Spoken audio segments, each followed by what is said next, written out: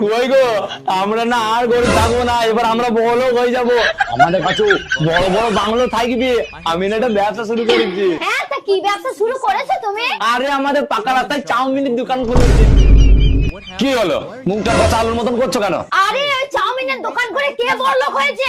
ওই কথা বলনি, আমার বন্ধু ফুচকা বিক্রি করে দুখানা বাংলো কিনে বাইরে 2 মাসের মধ্যে। আরে আমি বলতে চাইছি ব্যবসা এমন শুরু করো যেন ভিআইপি ভাব লাগে, যেমন গাড়ির শোরুম।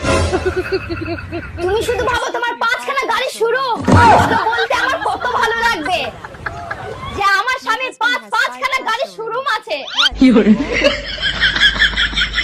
তারপরেই তো তুমি হবা আসল বড়লোক। তোমার গা দিয়ে কেরম গন্ধ বেরোচ্ছে, বেরিয়ে আমার বাড়িতে। আরে তুমি এটা কি বলছো? আমি ঠিকই বলছি, তুমি জানো না বড় লোকের সঙ্গে কিভাবে কথা বলতে হয় ছোট লোক? আরে আমার তো মনে হচ্ছে তুমি একটু বেশি ভেবে ফেলেছো। আমি একটু পরে আসছি। হ্যাঁ যা যা যা, আর